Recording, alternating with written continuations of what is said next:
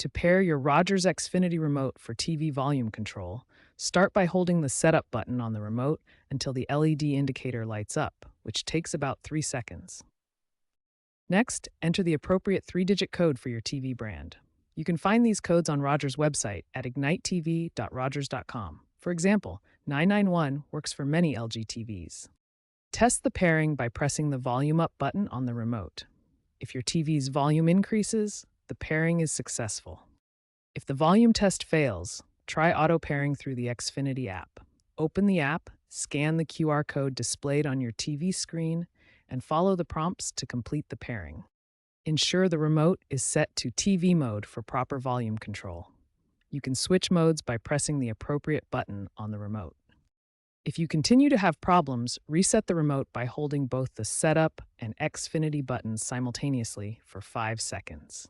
Then try pairing again. To control a soundbar or receiver, access the remote's menu by holding the Xfinity button, then navigate to Settings and Audio. Select soundbar or receiver from the menu options. For XR20 models, pair via Bluetooth for faster setup. Older IR-only remotes require line of sight.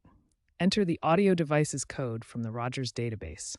To switch between TV and audio control, ensure the remote is in the correct mode: TV for TV volume, aux for other audio functions.